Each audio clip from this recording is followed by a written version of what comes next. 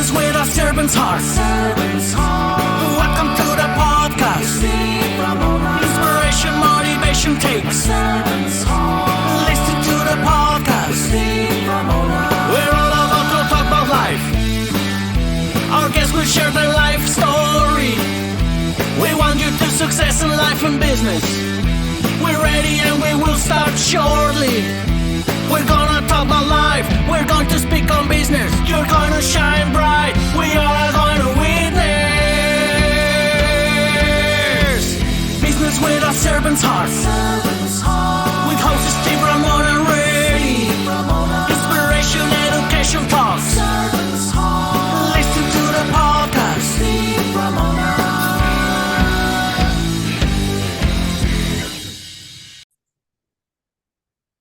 Welcome, everyone, to Doing Business with a Servant's Heart podcast.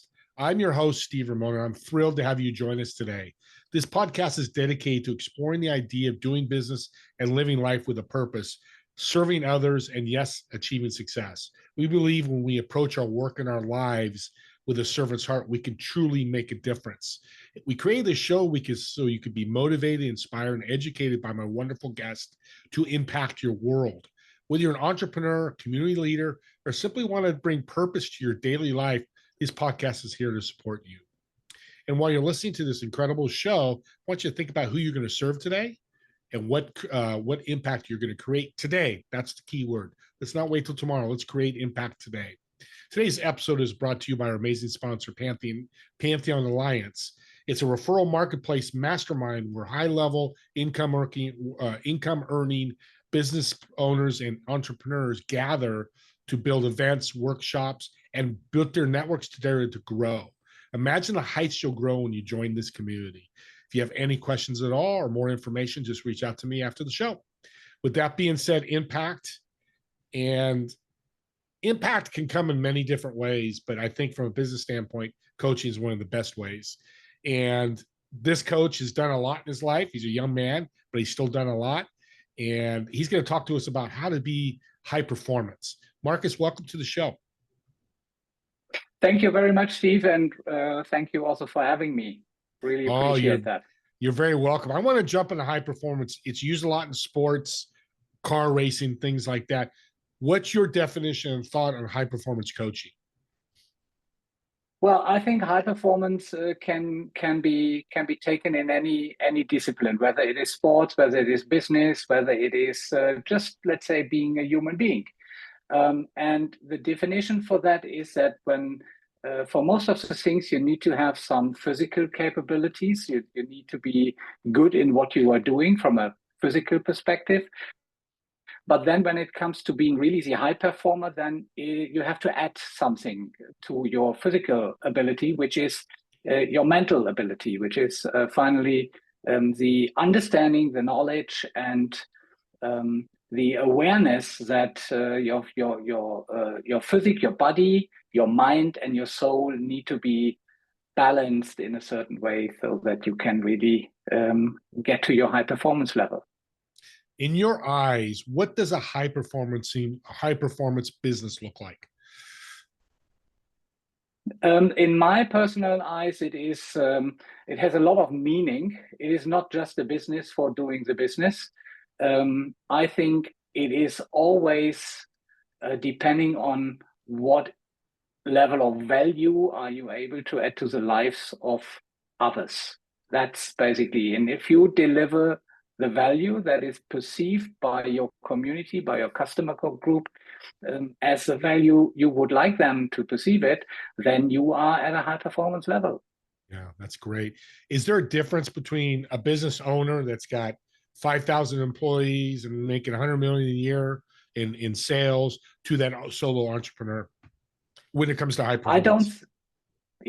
I don't think so. In general, there is no difference in the definition. There are obviously many differences in the mechanics and the tools, the methods that you would use if you are running a company of 5,000. It's different than being an entrepreneur or solopreneur. But in general, the definition is the same.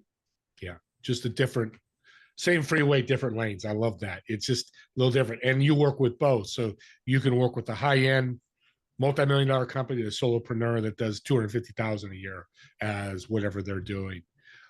I like that. Now, in regards to results, you talk about you improve their results. Is there specific results that you improve with a company or an entrepreneur, or is it different from each company and each entrepreneur? Well, that's a very good question. First of all, we need to know that and to understand that results are results. You can't go for results. You just would go for the level of service, for the quality of service that you are going to deliver, and that perceived quality of your service, of your product. This is going to translate into the results, whatever then the measurement is. And this is basically how I put it. It is determined in the value for your customers, the value for your clients. So yeah, so it's different for, results are different. And that's what you find out. You talk to me as an entrepreneur, go, hey, what are your goals? What do you want your results to be? And then you craft your coaching around that, correct? Exactly. And we look at goals not in terms of, like we can see very often in today's, let's say, financial world, that a goal translates into a certain amount of revenue, a certain percentage of profit or whatsoever. No, these are not goals. Real goals are more towards what is it that you would like to get out of your vision. So vision is a starting point, and then you break from the vision, you break down the things you would like to see, you would like to achieve in order to be able to see that you are going towards your vision. And then if there is an outcome which translates into money or other kind of materialistic outcomes, then that's fine. But those are then just results of what you are doing.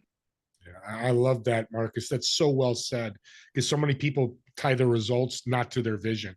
And that's why businesses are failing. I need to do this. I need $1 million, but their vision's on the other side. That's powerful. That's a powerful message. I believe I could tell you leadership's a big part of it. Go ahead. You were going to say something?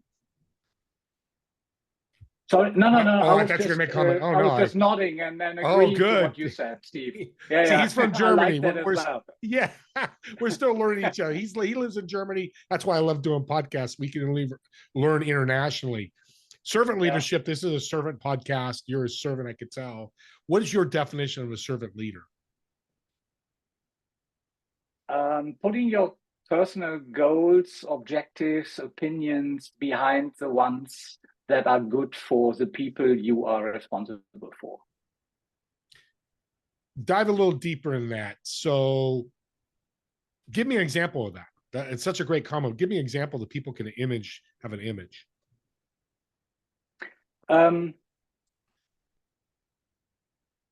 Let's take the entrepreneur who founds his business, and he has the objective to grow the business, and he wants to achieve, let's say, traditional thinking, certain numbers in terms of revenue, profits, or personal income.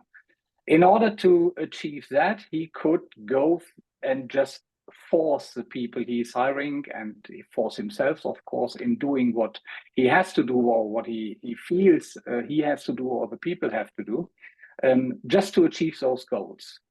But if you are a servant leader, you would think about the whole thing from a higher level, from a higher perspective. You would have a vision that is somehow displaying something, contributing to a community, for instance. And in order to serve that community well and to provide that value to the community, you admit to yourself that you just say, hey, well, it's not that important that I get that income, that I earn that money, that I achieve that revenue, that profit with my company. I just enjoy seeing the value increase for the community, for the people I'm serving. And while doing that, I'm also taking care of the people working for me by not just forcing them doing certain things in order to increase something. No, they have a true possibility to not only understand what it is that we deliver in terms of value, they also have to feel it finally, and can really get satisfaction from that feeling and that situation they are in. This might be not the best example, but I think it is a good one. No, it's a really good example that people can vision. And how important, well, let me ask you this. Your clients you work with, are they better leaders after they're done with you, working with you? I think so, because my fundamental assumption when I started this whole kind of business and the way I'm running this business was that you only can lead others well when you are able to lead yourself well. And what I try to do with my clients is to help them understanding and becoming better in leading themselves. So in the moment they know what it means to lead themselves, they automatically apply these learnings into their leadership roles, which automatically leads into the results that they lead the people they are responsible for much better than before. Sometimes there is, of course, some dependencies they have to deal with because of the system they are working in. If they aren't entrepreneurs, if they are employed working for a corporation, for a big enterprise, for instance, then there are certain dynamics they have to deal with. But just from a fundamental perspective, they have a completely different understanding, and very often they struggle to continue working in such an environment, I must say as well, because the system doesn't fit to that learning, to that conviction they got after during the coaching.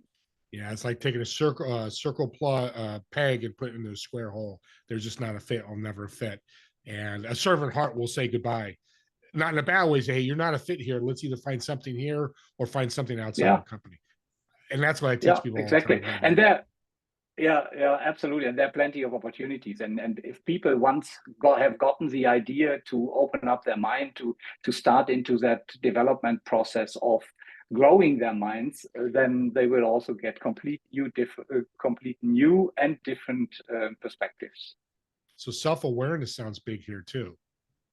It is. It's not just self-awareness, it's awareness in general, right? Yeah, good point. And you said something earlier, just recently, about mindset. How important is mindset and changing your mindset to be a more high performance? Well, I think mindset is everything. And there's one of my mentors, which gentleman I love to follow. It's Bob Proctor. He used to say, mindset is 95%, strategy is just 5% of success. And if you really think about that, then you very, very soon come to the conclusion that the most and best invested time to work on yourself is to work on your mindset, on how you think about the world, how you think about other people, how you think about your job, how you think about your role in this world, right? Everybody is here for some reason. We not always know that, or we have to sort of find out what it is, but we are here for something. And as soon as we become aware of this fact, we start a completely different thinking process. And this completely different thinking process leads to completely different results, that leads to a completely different quality in life and life satisfaction and these kind of things. So this is what I've experienced it myself. So I can really tell you it's possible. Experience is such a great teacher. It's an unbelievable teacher, your experience, and pass it on to others. I'm going to use a football sports example here. Football in your Germany, it's like, I love the 95%, 5% rule. We could have a play set up in football, but if none of the players believe in it, their mindset is it doesn't work. You're just saying the play is going to fail. The best strategy in the world, but the mindset's not there. And that just relates right to business then. Yeah, absolutely. It's the same thing. I mean, sticking with that example of football, looking at a certain team, same people, two different coaches, the one very unsuccessful, the other one comes in and leads the team to victory. What is the difference? Obviously, from the outside perspective, nothing has changed. So there must be something very special that has been changed inside. And inside is the key word. Is it inside the team? Is it inside us? It is always inside. Everything is inside. And the better you, when you talk to a group of people, the better you are able to align the insights of all the different members of that group, the better you have, let's say, the forces working into one direction. And that one direction is finally the purpose, the vision, and these kind of things. I love when the guest is smarter than me and does a better example. That's a great example about coaches, because you are the CEO. You get rid of the CEO, bring a new one in, it's got a better, it's just works across the board. I've never asked this question, but I've had a number of international people on my show. Is there difference in, let's use Germany where you're at, business done in Germany that is done in the United States? Do you have to tweak your coaching if you're working with two different countries? Yes, absolutely. It is finally we talk about cultural differences. Culture is a keyword here. In Germany we have a different business culture. We also have a different, I would call it, life culture than people have it even in France or in Great Britain or the US. Everywhere is different culture, and you need to have a certain understanding of that culture. We have also certain and different understanding of, let's say, things like purpose, vision, and these kind of things. It's not a general term that has the same meaning everywhere. In some cultures, it has different meanings. If you go into countries where Buddhism is, for instance, the main, let's call it religion. It's not really one, but let's call it now. Then you have a complete different mindset than in Christian or Christianity countries. It's absolutely different. So you have to really make sure that you are aware with whom you are working. As if awareness comes back around the corner every time. And do you work with companies? There's a lot of people in the United States listening to this. You work with companies in the United States as well as Germany?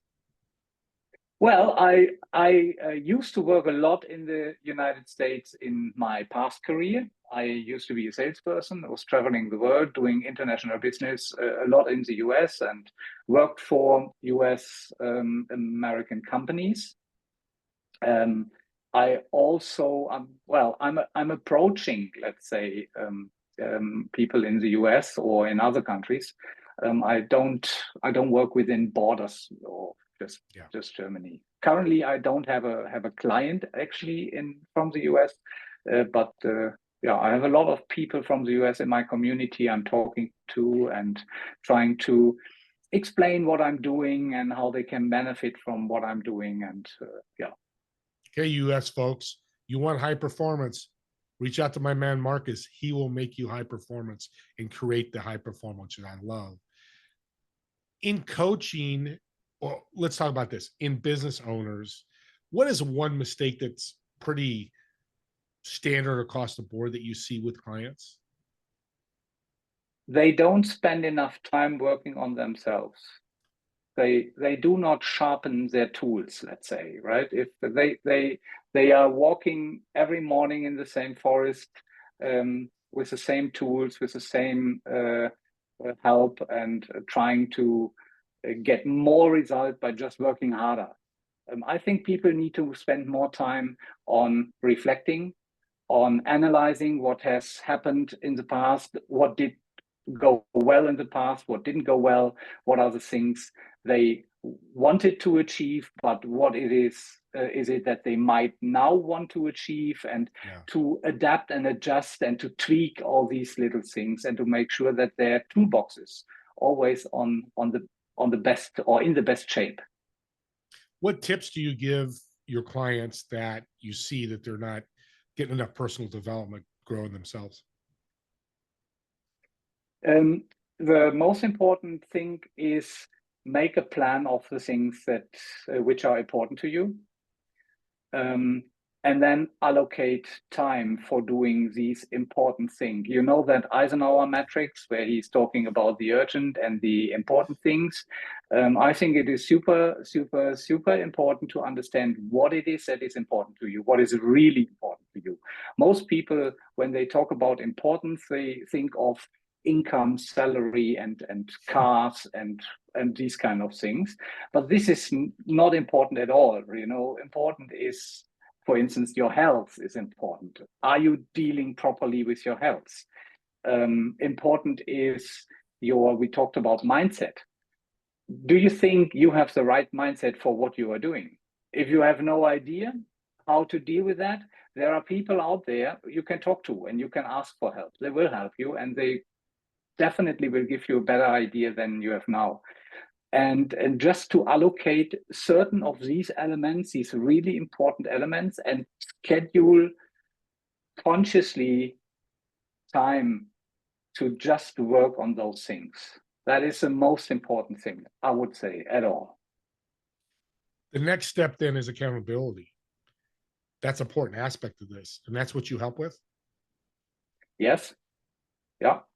Capabilities and skills is, I mean, I can't recall who said it, but there was somebody, you hire for attitude and you develop for skill or something like that. Yeah. And this is what I think is pretty much what it is about. You know, if you have, and if you deal like that with yourself, that you say, I focus on my attitude, and once I've done that, I know exactly what skill it is that I'm missing right now, what capability it is that I need to develop in order to become better in the subject matter that I'm delivering or that I'm producing. Yeah, I like that. Let's talk about your book. It's a great segue to your book.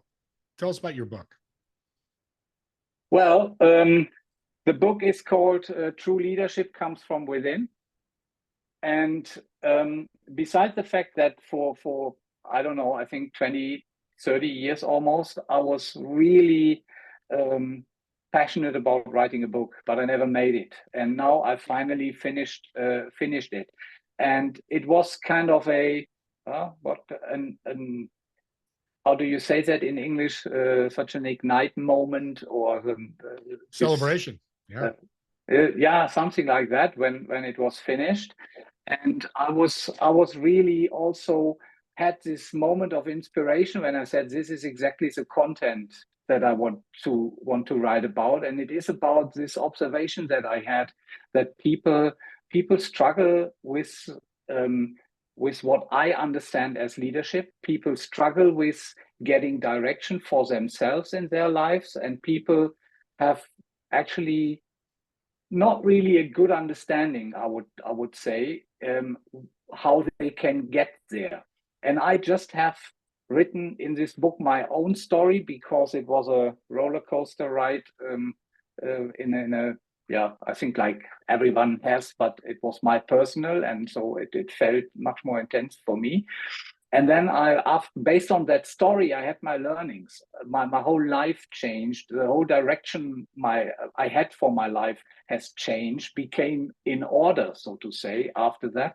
And I've just written down all these different elements in that book in order to give people some ideas on what it is that they can work on, what they can change, and the way they can change it also. I love people write books like you just did about personal experiences, because it's so relatable and your passion really comes through. How can people find the book? The ones who gave me feedback, they love it. They say something, you spoke out of my heart, actually. That's one comment I hear quite often, which shows me that I've done something right, that it obviously that there are many people who have sort of the same kind of situation, but not really able to either grab it or are not brave enough to talk about it or whatsoever. But there's, I think this is what I call value. Yeah, that's exactly value. And this is on Amazon? They can find it on Amazon? Yes, exactly. Okay, great. It is on Amazon, yeah. Perfect. Well, let's finish with some fun note. I like to ask this fun question to get to know Markus a little better. So you're in a German restaurant and there's a table of 4. You occupy one of the seats. The other 3 seats are occupied by somebody dead or alive. And why would they occupy those seats? Why would they be sitting there? And the most important thing, what food would you order? I think the one person you would want me to tell you names or concrete persons, right? Sitting on that table. This is your question. You can do what you want. Okay. So the one person that definitely would sit on that table is my mom. She unfortunately died a couple of years ago, and she definitely needs to be on that table. I love her, and I talk to her still. I always get advice from her and listen to what she would think and do in these kind of moments when I ask her for help. So she would definitely be there. The second person that will be there is Bob Proctor. He's unfortunately also passed away already, but he definitely is a person for me of high value, and his opinion means a lot to me. And the third person I really need to think. I think I would ask Franz Beckenbauer to be on the table. He was, I think, he's the most what is it? Or the most known German football player. He is an idol for so many people, and I would just love to talk with him about football. You know, that's I would think that's a good mix of people on that table. And what I order is, of course, I'm a German. I would order a Schnitzel. I love it. I was hoping you would say that. I love Schnitzel. I'm glad you said that. That's great. Well, what a great table. Thanks for sharing that with us. And Markus, you're a bright star. You are, God bless you, what you're doing. You're out there serving and helping businesses, and they need it more than ever now. So thank you for being on the show and sharing some insights with us today. It was my great pleasure, Steve. And again, thank you very much for having me, for inviting me. It was a great conversation. I love it. I wish you all the best. What you are doing is also such an important thing to the community, to the world. So please continue and find guests like me. God bless you. Thank you. And everybody, God bless you, Steve. Yeah, thank you. Don't forget my TV show, Fridays at 2 p.m. Pacific, 5 p.m. Eastern. Together We Serve. Apple TV, Roku. You see my big old head, as I say, on your 70-inch screen. You'll look at the guests more than me, but I have great guests there as well. And as always, me and Markus, thank you so much for watching or listening to this podcast. And we look forward to seeing you at the next episode of Doing Business with a Servant's All. You all have a great day.